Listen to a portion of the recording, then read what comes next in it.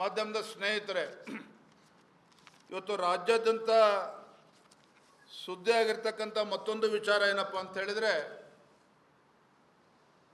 ಬಾಣಂತಿಯರು ಹಾಗೂ ನವಜಾತ ಶಿಶುಗಳ ಒಂದು ಸಾವುಗಳು. ಕಳೆದ 6 ತಿಂಗಳಲ್ಲಿ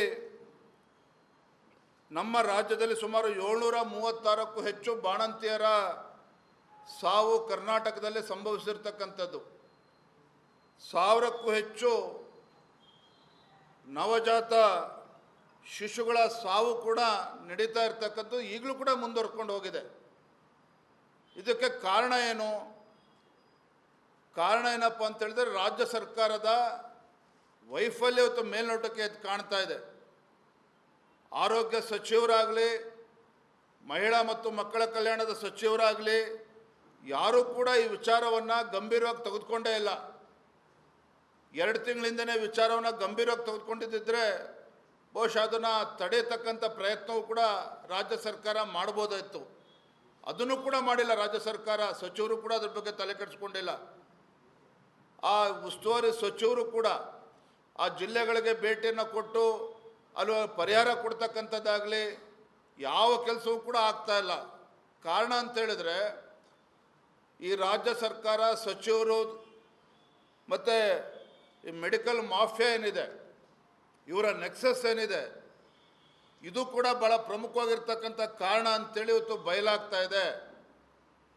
ಇವತ್ತು ಯಾವ ಔಷಧಿ ಸಪ್ಲೈ ಮಾಡ್ತಕ್ಕಂಥ ಕಂಪ್ನಿಗಳು, ಬ್ಲ್ಯಾಕ್ ಲಿಸ್ಟ್ ಕಂಪ್ನಿಗಳು ಇನ್ನೂ ಕೂಡ ಅದನ್ನು ಸಪ್ಲೈ ಮಾಡ್ತಾ ಇರ್ತಕ್ಕಂಥದ್ದು. ರಾಜ್ಯದ ಸರ್ಕಾರಿ ಆಸ್ಪತ್ರೆಗಳಿಗೆ ಆ ಬ್ಲ್ಯಾಕ್ ಲಿಸ್ಟೆಡ್ ಕಂಪ್ನಿ ಈಗಲೂ ಕೂಡ ಔಷಧಿಗಳನ್ನು ಸರಬರಾಜು ಮಾಡ್ತಾ ಇರ್ತಕ್ಕಂಥದ್ದು. ಈ ಸಾವು ಇನ್ನೂ ಕೂಡ ಮುಂದುವರಿತಾ ಇರೋದಕ್ಕೆ ಕಾರಣ ಅನ್ನೋದು ಸ್ಪಷ್ಟವಾಗಿ ನಮಗೆ ಗೋಚರ ಆಗ್ತಾ ಇದೆ. ಹಾಗಾಗಿ ಈ ಪ್ರಕರಣ ಭಾರತೀಯ ಜನತಾ ಪಾರ್ಟಿ ಕೂಡ ಗಂಭೀರವಾಗಿ ತೆಗೆದುಕೊಂಡು ಸದನದಲ್ಲೂ ಕೂಡ ಚರ್ಚೆ ಆಗಿದೆ. ಆದರೂ ಕೂಡ ಈ ಸರಣಿ ಸಾವುಗಳು, ಬಾಣಂತಿಯರ ಸಾವುಗಳು ಇನ್ನೂ ಕೂಡ ಮುಂದುವರಿತಾ ಇದೆ. ನವಜಾತ ಶಿಶುಗಳ ಮರಣಗಳು ಇನ್ನೂ ಕೂಡ ಮುಂದುವರಿತಾ ಇದೆ ರಾಜ್ಯದಲ್ಲಿ. ಹಾಗಾಗಿ ಈ ಪ್ರಕರಣನ ತೆಗೆದುಕೊಂಡು ಭಾರತೀಯ ಜನತಾ ಪಾರ್ಟಿ ಇವತ್ತು ಕೂಡ ರಾಜ್ಯಾದ್ಯಂತ ನಾವು ಹೋರಾಟವನ್ನು ಮಾಡ್ತಾ ಇದ್ದೇವೆ. ಈ ಒಂದು ವಿಚಾರದಲ್ಲಿ ದಿನೇಶ್ ಗುಂಡೂರಾವ್ ಅವರು ಕೂಡ ರಾಜೀನಾಮೆ ಕೊಡಬೇಕಾಗ್ತದೆ, ನೈತಿಕ ಹೊಣೆ ಹೊತ್ತು. ಆರೋಗ್ಯ ಸಚಿವರು ದಿನೇಶ್ ಗುಂಡೂರಾವ್ ಕೂಡ ರಾಜೀನಾಮೆ ಕೊಡಬೇಕಾಗ್ತದೆ. ಲಕ್ಷ್ಮೀ ಹೆಬ್ಬಾಳ್ಕರ್ ಅವರು ಮಹಿಳಾ ಮತ್ತು ಮಕ್ಕಳ ಒಂದು ಇಲಾಖೆ ಸಚಿವರು, ಅವರು ಕೂಡ ರಾಜೀನಾಮೆ ಕೊಡಬೇಕಾಗ್ತದೆ. ಮತ್ತೊಂದು ಅಂಶ ನೀವು ಗಮನಿಸಬೇಕಾಗಿರ್ತಕ್ಕಂಥದ್ದು ಏನಪ್ಪ ಅಂತ ಹೇಳಿದ್ರೆ, ಬಾಣಂತಿಯರು ಹಾಗೂ ಹಸುಗೂಸುಗಳಿಗೆ ನರೇಂದ್ರ ಮೋದಿಜಿಯವರು, ನಮ್ಮ ಕೇಂದ್ರ ಸರ್ಕಾರ ಅನೇಕ ಯೋಜನೆಗಳನ್ನು ಕೂಡ ಕೊಟ್ಟಿದ್ದಾರೆ. ಮಾತೃವಂದನಾ ಕಾರ್ಯಕ್ರಮ ಇರ್ಬೋದು, ಯೋಜನೆ ಇರ್ಬೋದು, ಇಂದ್ರಧನುಷ್ ಯೋಜನೆ ಇರ್ಬೋದು, ಈ ಎಲ್ಲ ಕೇಂದ್ರ ಸರ್ಕಾರದ ಯೋಜನೆಗಳು ಕೂಡ ಇವತ್ತು ಆ ತಾಯಂದಿರಿಗೆ, ಆ ಮಕ್ಕಳಿಗೆ ತಲುಪ್ತಾ ಇಲ್ಲ. ಅದಕ್ಕೂ ಕೂಡ ಕತ್ತರಿ ಆಗ್ತಕ್ಕಂಥ ಕೆಲಸ ಇವತ್ತು ರಾಜ್ಯ ಸರ್ಕಾರ ಮಾಡ್ತಾ ಇದೆ ಅನ್ನೋದು ಸ್ಪಷ್ಟವಾಗಿ ನನಗೆ ಗೊತ್ತಾಗ್ತಾ ಇದೆ. ಹಾಗಾಗಿ ನಾನು ರಾಜ್ಯದ ಮುಖ್ಯಮಂತ್ರಿಗಳಲ್ಲಿ ನಾನು ಆಗ್ರಹ ಮಾಡ್ತೇನೆ, ಏನು ಬಾಣಂತಿಯರ ಒಂದು ಸರಣಿ ಸಾವುಗಳು ಆಗಿದ್ದಾವೆ, 600ಕ್ಕೂ ಹೆಚ್ಚು ಬಾಣಂತಿಯರು ಇವತ್ತು ಸಾವುಗಳು ನಡೆದಿದೆ. ಅವರಿಗೆ ಆ ಕುಟುಂಬಕ್ಕೆ ಕನಿಷ್ಠ 25 ಲಕ್ಷ ಪರಿಹಾರವನ್ನು ರಾಜ್ಯ ಸರ್ಕಾರ ಘೋಷಣೆ ಮಾಡಬೇಕಾಗ್ತದೆ. ಮತ್ತೇನು ನವಜಾತ ಶಿಶುಗಳು ಮರಣ ಆಗಿದೆ, ಅದಕ್ಕೂ ಕೂಡ ಪರಿಹಾರನ ಕೊಡ್ತಕ್ಕಂಥ ಕೆಲಸ ಆಗಬೇಕು. ಇದನ್ನು ರಾಜ್ಯ ಸರ್ಕಾರ ಗಮನಿಸಬೇಕು, ಮುಖ್ಯಮಂತ್ರಿಗಳು ಗಮನಿಸಬೇಕು ಅಂತೇಳಿ ನಾನು ಈ ಸಂದರ್ಭದಲ್ಲಿ ರಾಜ್ಯ ಸರ್ಕಾರಕ್ಕೆ ಆಗ್ರಹ ಮಾಡ್ತಾ ಇದ್ದೇನೆ.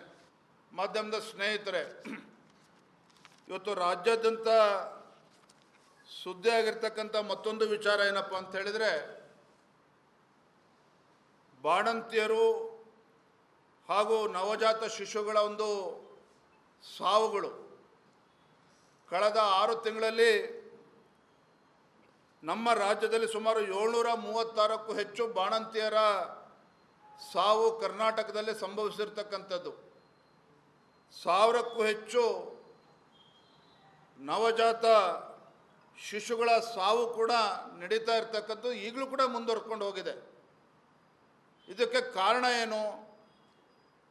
ಕಾರಣ ಏನಪ್ಪ ಅಂತ ಹೇಳಿದ್ರೆ, ರಾಜ್ಯ ಸರ್ಕಾರದ ವೈಫಲ್ಯ ಇವತ್ತು ಮೇಲ್ನೋಟಕ್ಕೆ ಎದ್ದು ಕಾಣ್ತಾ ಇದೆ.